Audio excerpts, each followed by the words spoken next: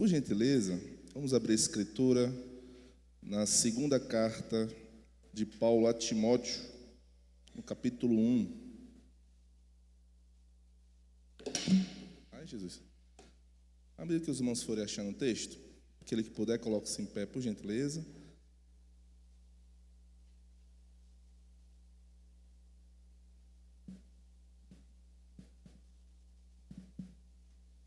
Nós vamos ler, queridos,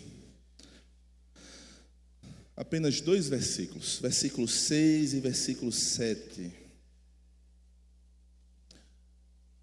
No último final de semana, nós estávamos no aniversário da Manancial, e ali nós estudamos esse capítulo. Eu gostaria de compartilhar algumas coisas que nós aprendemos naquele aniversário com a igreja.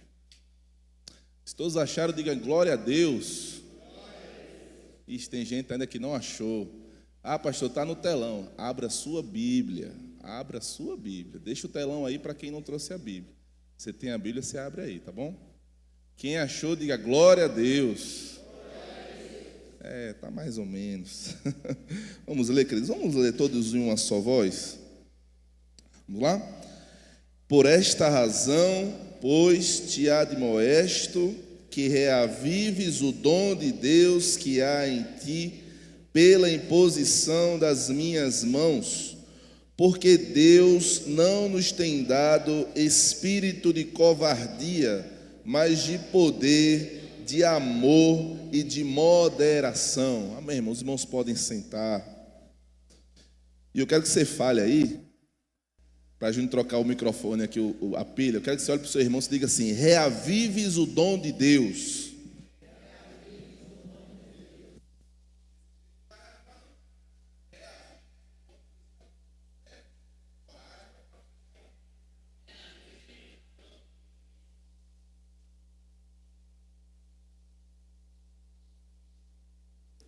Aí, pronto, para no meio da pregação o microfone não falhar, né?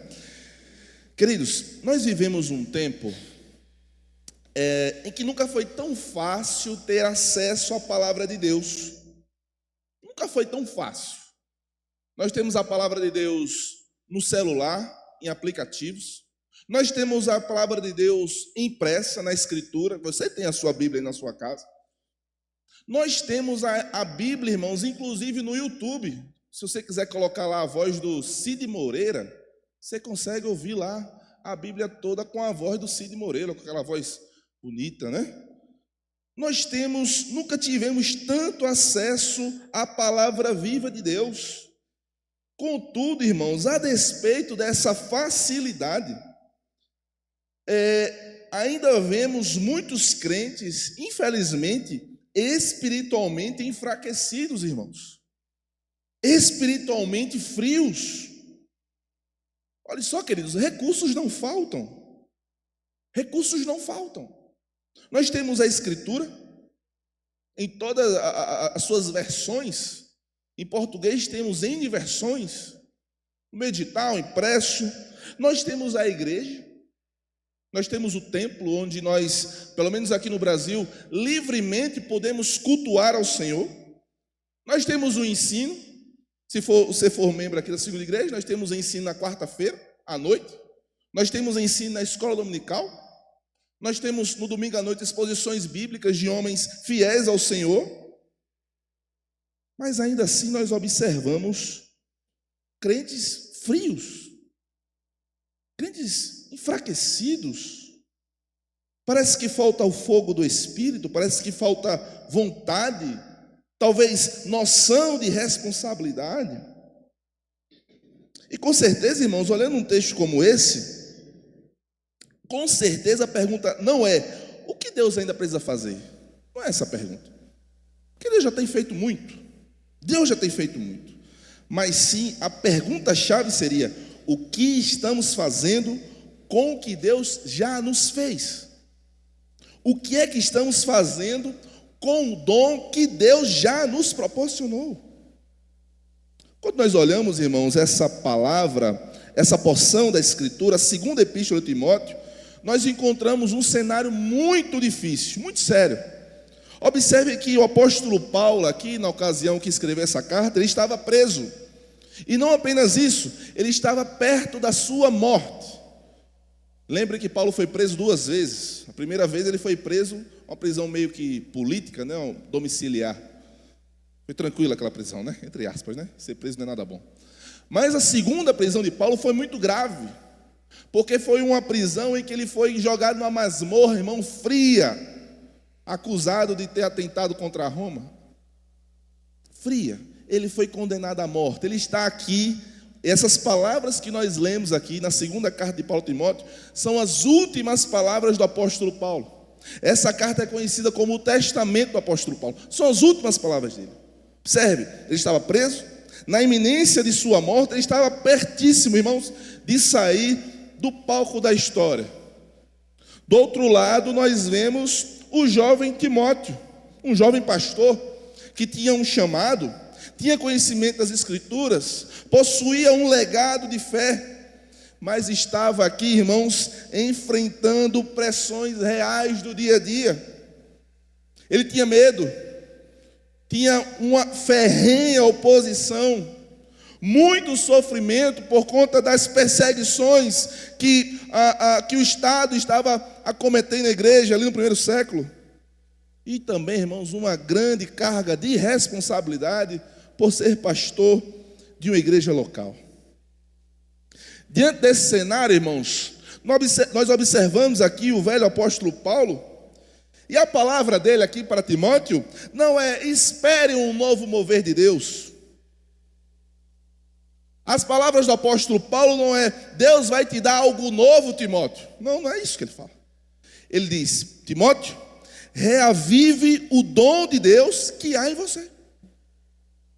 O dom que Deus já colocou na sua vida, no seu coração, você precisa reavivar, Timóteo, esse dom. Ou seja, Deus já te deu, Deus já operou, Deus já colocou, Timóteo. A questão não é falta de recurso, Timóteo. A questão não é falta de recurso espiritual, porque Deus já lhe supriu com todas elas. A questão é o que você está fazendo, Timóteo, com o que você recebeu de Deus. E a pergunta para nós, irmãos, aplicando para nossas vidas hoje: o que é que estamos fazendo com o dom que Deus colocou nas nossas vidas? O que é que estamos fazendo com aquilo que Deus nos responsabilizou? O que é que estamos fazendo com aquilo que Deus colocou na nossa guarda, na nossa confiança? A questão não é falta de recurso espiritual. E a igreja precisa fazer essa pergunta hoje, né? A chama que Deus acendeu em você, meu irmão, ela está viva. A chama que Deus colocou no seu coração, ela ainda queima. Ou está se apagando? Diante das dificuldades da vida, diante das lutas diárias, diante das oposições, diante dos problemas. Como é que está a chama do Espírito no seu coração, meu irmão? Essa é a grande pergunta que vamos precisar responder no sermão dessa noite. Que vamos precisar responder. Percebe, irmãos, que esse texto nós estruturamos aqui em 3 pontos, tá? Os clássicos 3 pontos do sermão congregacional. Primeiro ponto, nós vamos observar ainda no versículo 6 aí, e vai ser: lembre-se do que Deus já fez em você. Nós vamos ver no versículo 6. Versículo 7, mantenha vivo o dom que Deus te deu. Nós vamos ver a segunda consideração do versículo 7. E no versículo 7 ainda, não tenha medo de usar o que Deus te confiou. Essa é a terceira consideração. Queridos, se Deus já fez, então o problema não é falta de ação divina. Se Deus já fez, então o problema não está com Deus. Deus já fez a parte dele. Provavelmente é uma falta de responsabilização nossa, ou de percepção nossa. E é exatamente isso, irmãos, que o apóstolo Paulo inaugura aqui no versículo 6, mostrando a Timóteo a necessidade que ele tinha de relembrar o que Deus já tinha feito com ele. Observe o versículo 6, por favor, e leiam para mim, por gentileza, versículo 6. Por esta razão,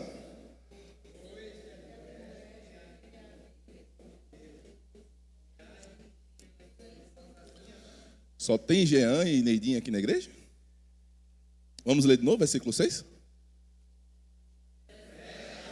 Ah, tá.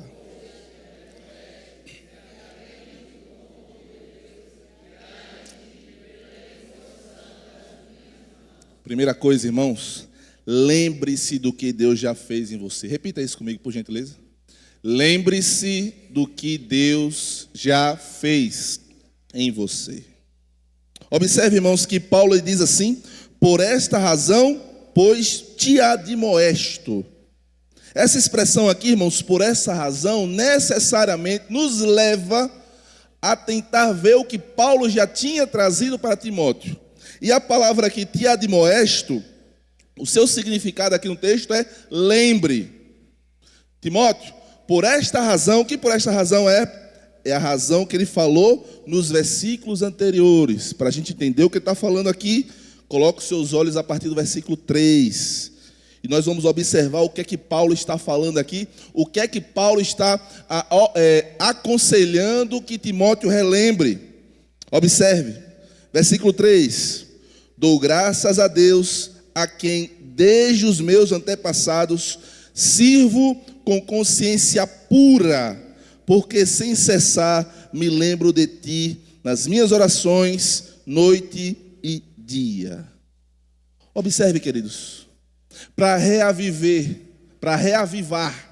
o dom de Deus, essa chama que talvez esteja se apagando a sua vida, você precisa lembrar, meu irmão, do que Deus já operou na sua vida. E observe que Paulo faz isso com uma clareza maravilhosa a Timóteo. Ele diz assim: Timóteo, a primeira coisa é que você precisa lembrar da fé que eu preguei a você. Essa fé que eu preguei a você, eu não aprendi de mim mesmo, mas eu aprendi desde os meus antepassados. A fé que Paulo pregou a Timóteo não é uma fé comum, irmãos, mas é a fé para salvar. Não é qualquer fé, não é qualquer mensagem, mas é o doce, puro evangelho do nosso Senhor e Salvador Jesus Cristo. Timóteo está falando, Paulo está falando a Timóteo: Timóteo, relembre do puro evangelho. Relembre da pureza do evangelho que eu entreguei a você, não pelo meu próprio conhecimento, mas a fé que eu alcancei por meio de grandes homens de Deus que pregaram durante toda a história do enredo bíblico, irmãos. E nós observamos isso quando nós olhamos desde as páginas do Antigo Testamento, quando os grandes profetas de Deus dedicaram as suas vidas, irmãos, para preservar essa fé salvífica. Observe, a fé que hoje está no seu coração, o dom hoje que está no seu coração, irmãos, foi carregado por milênios, pregado com fidelidade por homens e mulheres de Deus durante toda a história. Observe, irmão, que a Escritura, ela é carregada de histórias de homens e de mulheres de Deus que levaram a fé, que levaram o evangelho até as últimas consequências. Entregaram, irmãos, as suas vidas por conta desse dom. Entregaram as suas vidas, irmãos, por conta da mensagem do evangelho. Irmãos, não é nenhum exagero afirmar que as páginas da Escritura são escritas com tintas de sangue. Não é nenhum exagero, irmãos, afirmarmos que as letras em que nós temos à nossa disposição para ler foram escritas por vidas, por almas, que se dedicaram 24 horas do dia da sua vida, da sua existência, em amor a essa fé. O que Paulo está dizendo a Timóteo: relembre dos grandes homens de Deus que dedicaram as suas vidas para que a fé que você tem hoje, Timóteo, pudesse chegar no seu coração. Perceba, irmãos, perceba a história da igreja, perceba quantas pessoas morreram, quantas pessoas dedicaram as suas vidas em prol da mensagem do evangelho, confiaram essa mensagem a mim e a você. Confiaram a mim e a você, irmãos. A mensagem do evangelho foi confiada à igreja. A questão é: Timóteo, o que é que você está fazendo com essa mensagem, Timóteo? E eu pergunto para nós enquanto igreja do Senhor hoje no século 21, o que é, irmãos, que estamos fazendo com a mensagem do Evangelho? Observar para o passado, irmãos, é ver um atestado de fidelidade a Deus, de fidelidade à mensagem do Evangelho, trazendo para os nossos dias, irmãos. Nós temos essa mesma disposição, irmãos, nós temos essa mesma disposição de servir ao Senhor com tanta fidelidade quanto esses homens de Deus que nós vemos na Escritura. Olhe para a vida de Isaías, olhe para a vida de Moisés, olhe para a vida de Daniel, Ezequiel, olhe para a vida dos apóstolos, de Pedro, de João, do próprio apóstolo Paulo, como aqueles homens viveram em nome dessa fé. Será, irmãos, que se nós formos olhar para as nossas vidas e colocar dentro de uma balança, aqui está a vida do apóstolo Paulo, aqui está a vida do pastor André, será que a balança pesa do mesmo jeito? Será que o Espírito Santo que habitava em Paulo não habita no presbítero do pastor André? Será que o Espírito Santo que habitava na igreja do primeiro século não habita na igreja hoje? É claro que habita. Mas a questão é, a vida do apóstolo Paulo, dos discípulos de Cristo, dos antigos profetas, a dedicação que eles tinham ao Evangelho, é a mesma que nós temos hoje? É a mesma que nós temos hoje? Essa é uma questão que precisamos responder. Essa é uma questão que nós precisamos responder. Lembre-se dos seus antepassados. Paulo não está advertindo Timóteo aqui, irmãos, a iniciar uma nova religião. Paulo não está advertindo aqui a Timóteo a abrir uma nova igreja. Mas ele está fazendo com que Timóteo relembre. Timóteo, reacenda a chama da boa e velha fé pregada a você desde os tempos antigos. Timóteo, não deixe a chama do Evangelho se apagar do seu coração. Outra coisa nós vemos no versículo 4, irmãos. Vamos ler todos juntos? Versículo 4. Lembrado.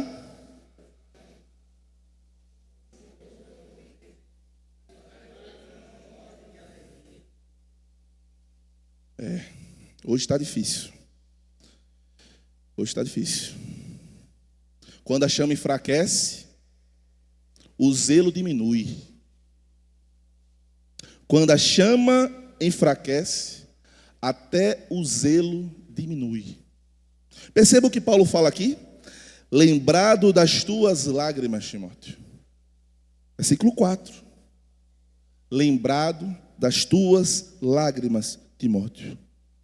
Uma pergunta que eu gostaria de fazer para nós. Eu me incluo junto com vocês nisso. Onde estão as lágrimas pela obra de Deus? Onde estão as lágrimas pela obra de Deus? Porque percebe, irmãos, aqui não são lágrimas de mera saudade. O que Paulo está dizendo aqui para Timóteo, né? Eu lembro que quando a gente se despediu, eu vi você chorando. O choro de Timóteo não era simplesmente por conta da saudade do apóstolo Paulo, mas era uma lágrima muito mais profunda.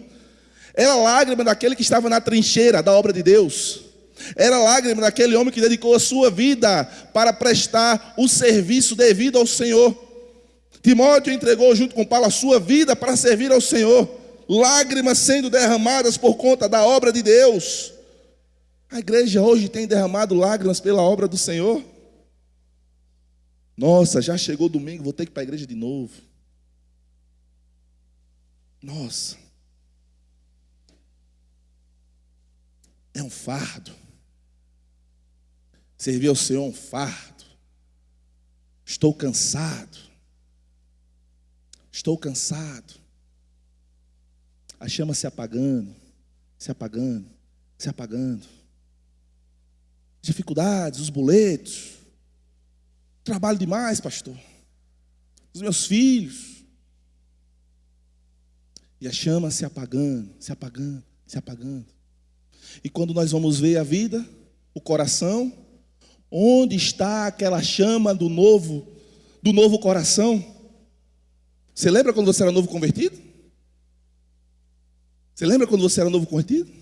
Que o que mais você queria era Jesus? Era viver para Jesus, era trabalhar para Jesus, via Jesus em tudo que era canto. Olhava para a TV, via Jesus, olhava para a rua, via Jesus, olhava para o sol, via Jesus. E o tempo vai passando e parece que esse brilho está saindo dos olhos da igreja, irmãos.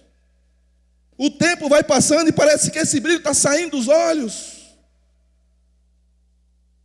Por que que a chama está se apagando?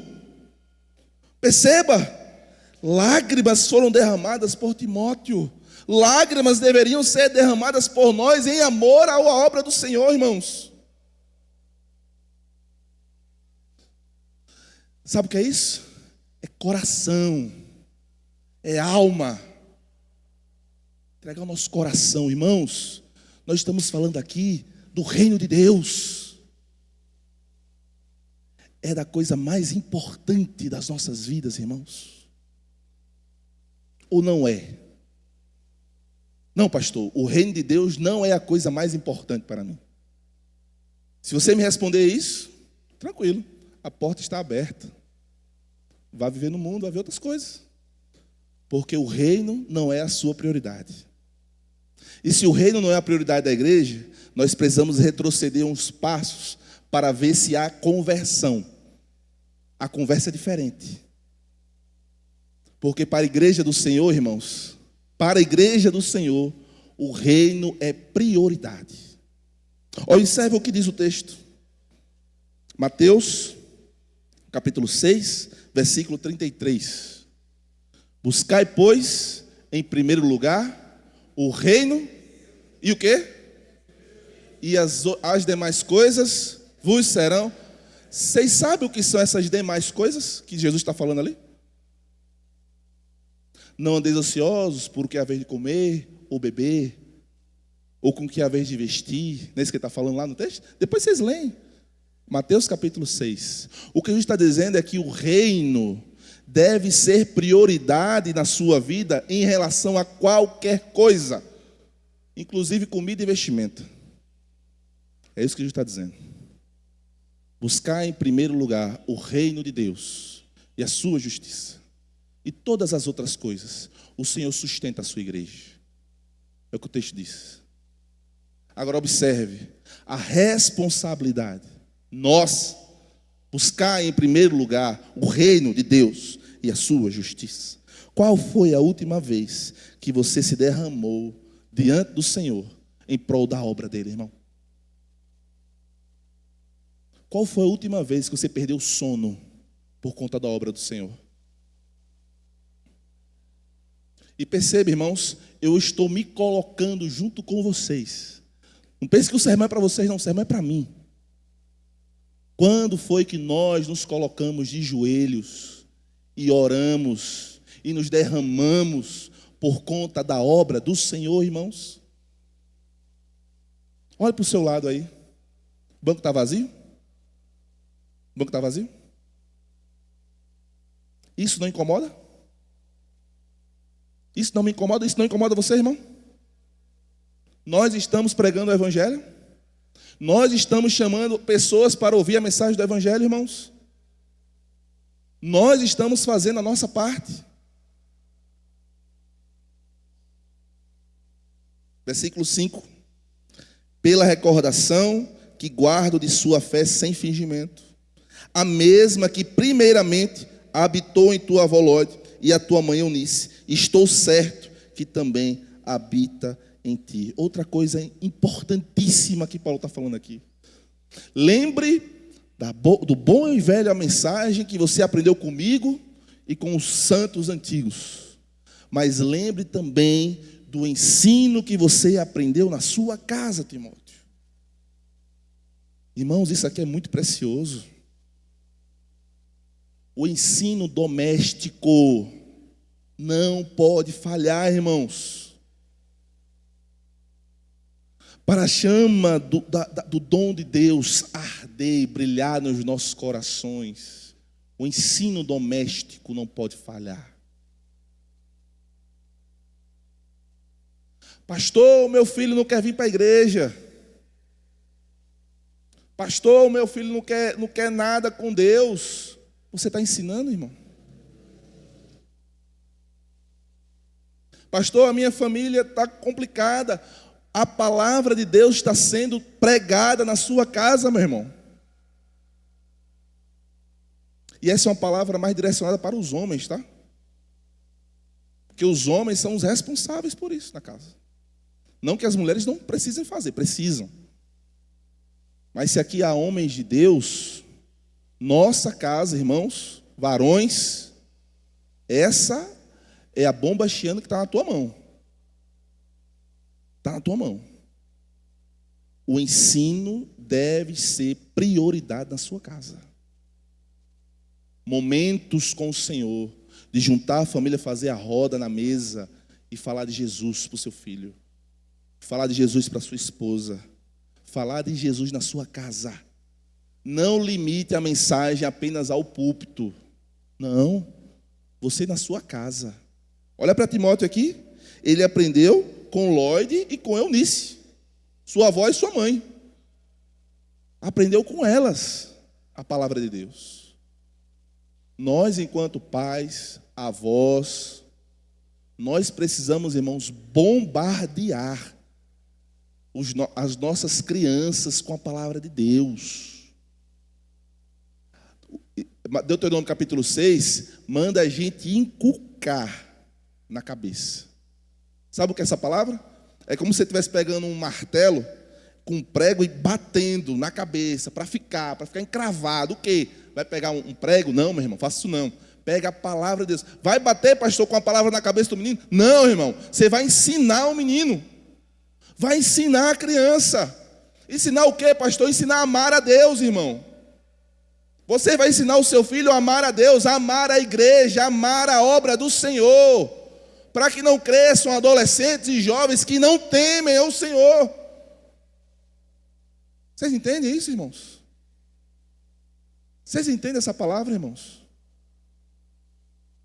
Nós não podemos negligenciar a palavra de Deus na nossa casa. Não jogue nas costas da liderança da igreja uma responsabilidade que é da família. Da família. Entende? A liderança da igreja está para orientar, auxiliar, ajudar, mas a responsabilidade pelo ensino da sua casa é sua, papai e mamãe. Papai e mamãe. E eu puxo mais para os homens. Sejam líderes espirituais da sua casa, meu irmão. Em nome de Jesus. Observe que o pai de Timóteo não está aqui porque ele morreu. O pai estava ausente. Mas a mãe ficou, com a avó ficou, e elas pregaram a palavra para Timóteo desde quando ele era criança. E elas colheram os frutos. E virou um pastor. Quer dizer que todos vão virar um pastor? Não. Não. Mas elas assumiram essa responsabilidade e pregaram. Lembrar, irmãos, do que Deus fez é essencial, mas ainda não é suficiente. Porque Deus apenas não operou algo na sua vida, Ele também confiou algo a você, meu irmão. Isso nós vamos ver aqui no versículo 6 ainda. Quando ele diz, reavives o dom de Deus que há em ti. É o que ele vai dizer. Essa palavra aqui, irmão, reavives, é reacender um fogo. Fazer com que algo comece novamente. Reacender, fazer com que algo comece a ser ativo novamente. Reacender o dom de Deus, fazer com que ganhe nova vida. A ideia aqui é literalmente, Timóteo, não deixe a chama apagar. Timóteo, não deixe a chama apagar. E perceba, irmãos, o brado do Espírito também para nós hoje. Igreja, não permita que o dom se apague. Não permita que o fogo se apague do seu coração. Reavivas o dom, Timóteo. Reavivas o dom, Timóteo.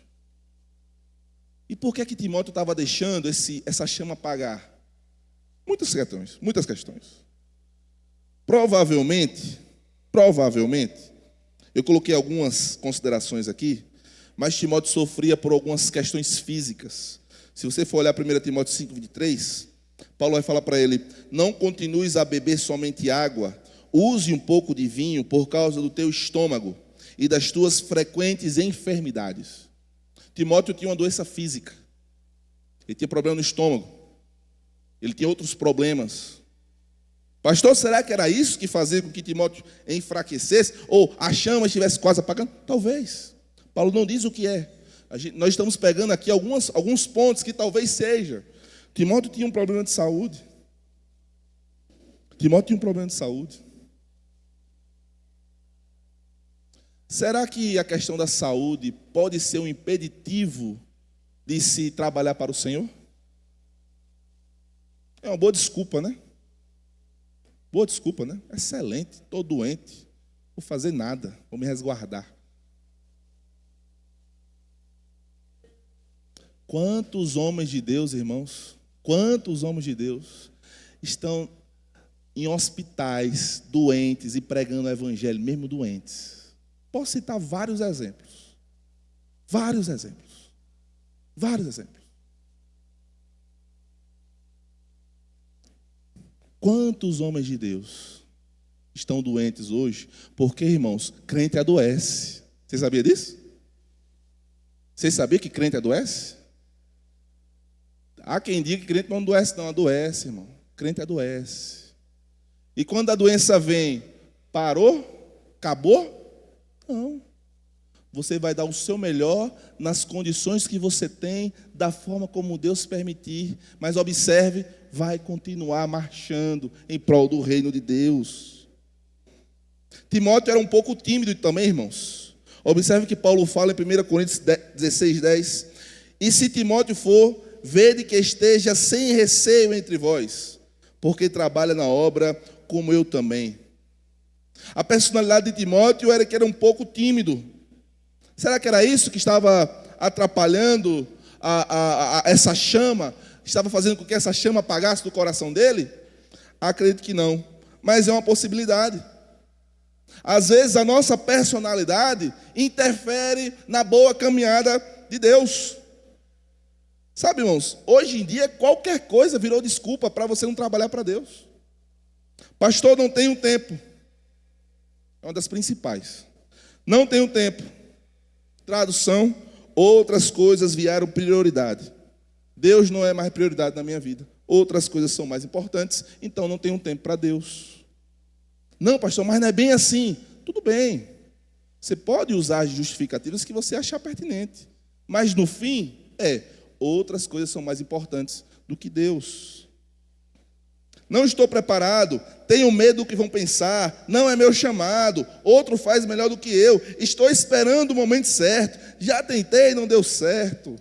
Desculpas, irmãos, que parecem ser justificadas, mas diante de Deus continuam sendo desobediência.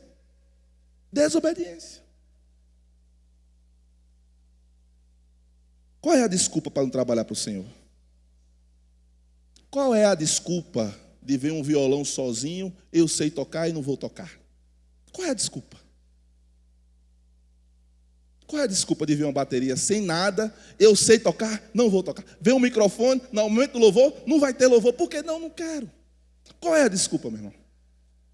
Qual é a desculpa? Para Deus, mera desobediência. Mera desobediência. Os crentes eram perseguidos também, será que era isso? Talvez. Perseguição. Deus tem colocado no meu coração, irmãos, orar pela igreja da Nigéria, ultimamente. A gente vai ver a Nigéria ali, irmãos, é um país onde um dos índices de maior perseguição à igreja. Um dos maiores índices. E perceba, ali é uma perseguição de matar. Eles entram na igreja e matam os crentes. Atiram. Eles matam pastores, matam crentes. Um momento como esse aqui, na Nigéria, de jeito nenhum. Nem pense. Aí eu vou pesquisar. Quantos crentes tem lá na Nigéria? 83 milhões. Hã? 83 milhões de crentes. A perseguição não parou, a igreja da Nigéria. Não parou. E não vai parar. E aqui no Brasil? E aqui no Brasil? Se nós estivéssemos vivendo exatamente a mesma situação da Nigéria, irmãos, como seria a igreja brasileira hoje? Se com essa facilidade nós arrumamos desculpas de não servir, de não trabalhar para o Senhor, o que seria da igreja se estivéssemos enfrentando? E não se engane, irmãos, vamos passar por isso, viu? Nós vamos passar por isso e não vai demorar. Não vai demorar. Nós vamos passar por isso. Não sei se vai ser na nossa geração, mas está muito perto. Muito perto. Se eu pudesse chutar, né? Dar um chute, nossa geração vai passar por isso. 20 anos aí, tranquilamente, daqui a 20 anos. Tranquilamente. Vamos passar por isso. O fim dos tempos está chegando. Como está a igreja brasileira? Está dormindo? Não, daqui a 20 anos, deixa eu dormir aqui. Quando for com 19 anos, eu acordo. Não tem aquele... Você bota no seu celular aquele soneca, que toca de 5 em 5 minutos? Às vezes eu faço isso, né? Ari gosta que só. Fica tocando de 5 em 5 minutos o despertador. Eu vou lá. Às vezes a igreja parece estar assim espiritualmente. Dorme, não, deixa eu colocar, daqui a 5 minutos ela toca. Daqui a 5 minutos, daqui a 5 minutos. Irmão, nós acordamos. Ou a igreja acende a chama do dom de Deus na sua vida, ou a igreja vai continuar dormindo, irmão. Vai continuar dormindo. Vai continuar dormindo. O maior inimigo dessa chama, desse dom, não é a falta de oportunidades, é a negligência. Muitas vezes somos negligentes com a obra do Senhor. Deixamos para depois. Muitas vezes somos negligentes, irmãos, com a obra do Senhor. Nós tivemos aqui, irmãos, uma semana de oração pela família. Uma semana. Quais foram as nossas desculpas para não vir, irmãos?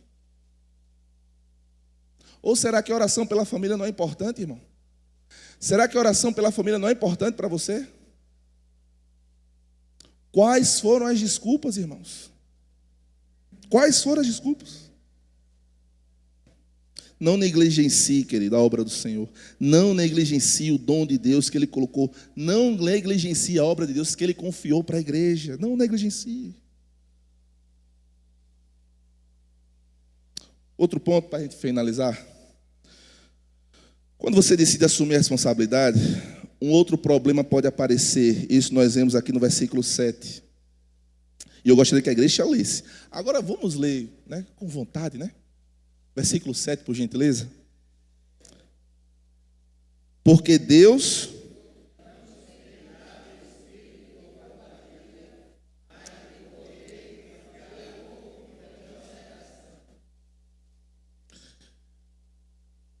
Olha que interessante. Deus tem dado o espírito de covardia para a igreja? O texto diz que não. Então, que espírito é esse que me pede vir para a igreja? De Deus já sabemos que não é. Porque o texto está dizendo, né? Deus não tem dado um espírito de covardia. Timóteo, não deixe o dom se apagar. Não deixe a chama do espírito apagar do seu coração. Por quê? Porque Deus não tem dado um espírito de covardia. Se estamos deixando de trabalhar para o Senhor, que espírito é esse? De Deus não é. De Deus não é.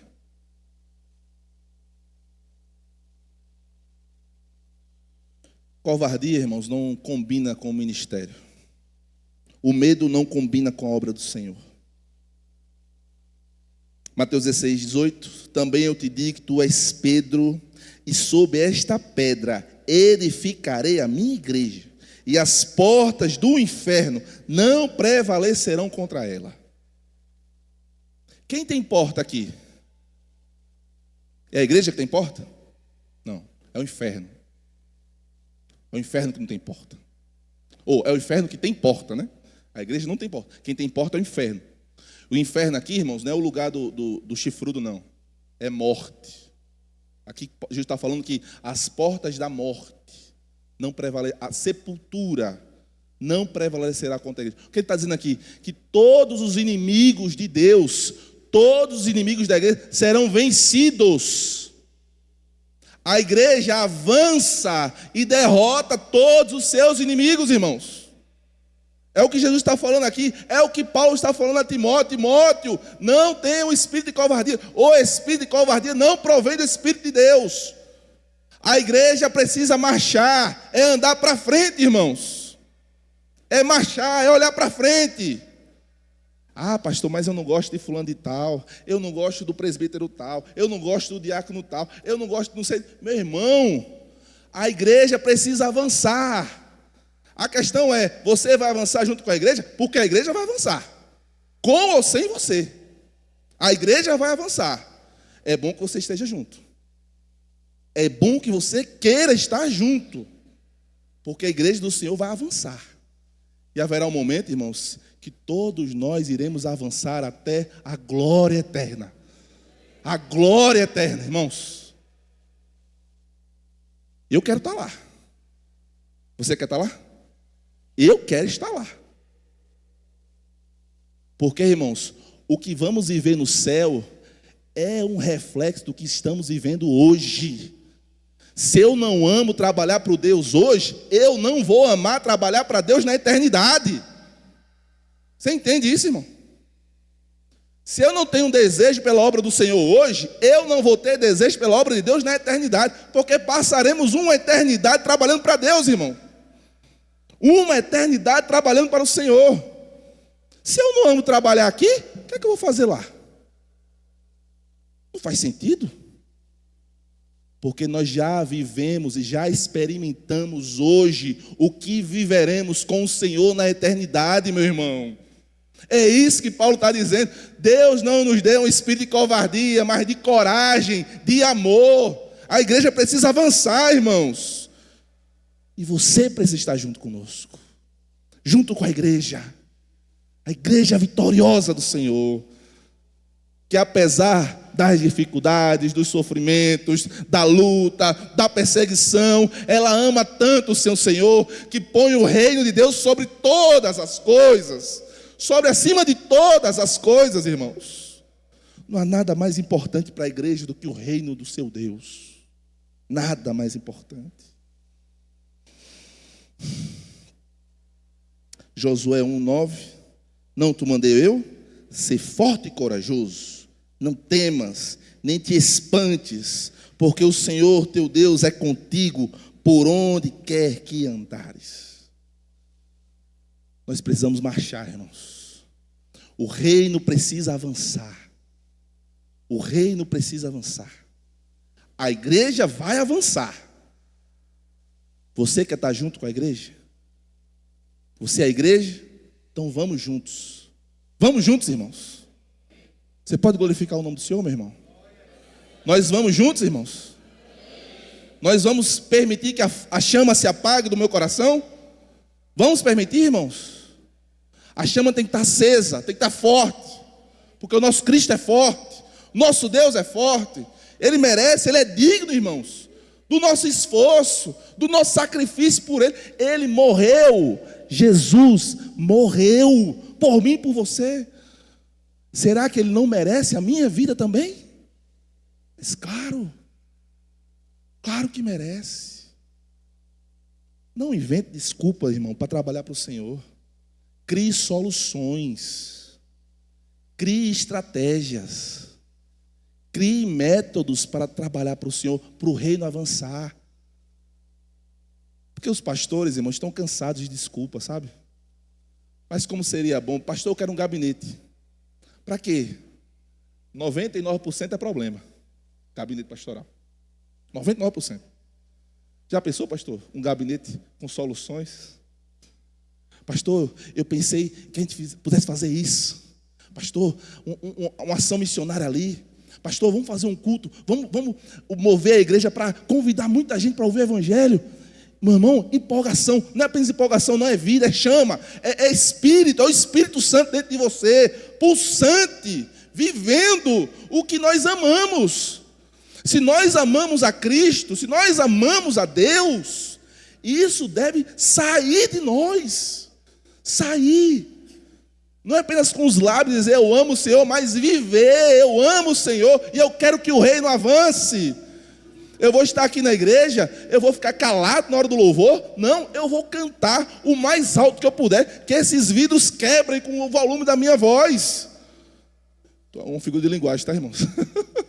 Precisa quebrar o vidro, não. Deixa o vidro aí. Mas essa é a palavra, irmãos. Já estou finalizando. Essa é a palavra. Faça uma reflexão interna no seu coração. Como tem sido a minha vida na obra do Senhor? Eu tenho criado mais desculpas para impedir, que nós não vamos conseguir isso, impedir o avanço do reino? Ou tenho criado mais soluções?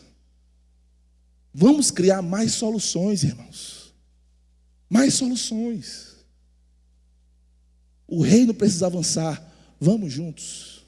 Todos juntos. A igreja vai triunfar. Você vai triunfar junto. Amém, irmãos? Feche seus olhos. Vamos orar ao Senhor. Deus, eu quero te louvar e bendizer o teu nome. Que o Senhor nos abençoe. Que o Senhor use essa palavra, Deus. Que foi uma palavra em um tom mais exortativo.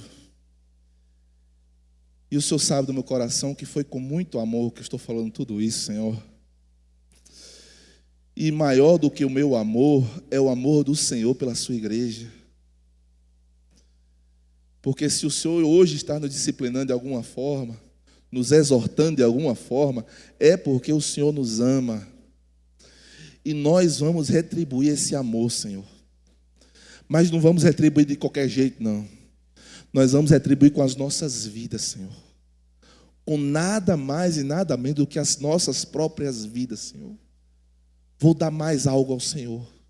O tempo que eu não tenho, o Senhor vai fazer eu ter. O desânimo que está no meu coração, o Senhor vai arrancar e jogar para bem longe. E o Senhor vai me dar força. O Senhor vai nos dar força. O Senhor vai nos dar coragem. O Senhor vai nos dar vontade de avançar, de crescer, de querer ser uma igreja conhecida pelo nome do Senhor. Ah, Senhor, que teu Espírito Santo trabalhe nos nossos corações. Que essa chama, essa pequena chaminha que está no nosso coração, perto de apagar, que teu Espírito provoque um incêndio, Senhor. Senhor, mas não seja um incêndio para o mal, seja um incêndio para o bem, e que seja um fogo, Senhor, que nada possa apagar, Senhor, que nenhuma dificuldade apague, que nenhuma tormenta apague, que nenhum desânimo apague, porque é uma chama do teu Espírito Santo, Senhor. É uma chama do teu Espírito Santo, Senhor. E é crendo nisso, Senhor, que nós oramos ao Senhor, no nome de Jesus. Em nome de Jesus. Amém. Que Deus nos abençoe, irmãos. Que Deus nos abençoe, em nome de Jesus.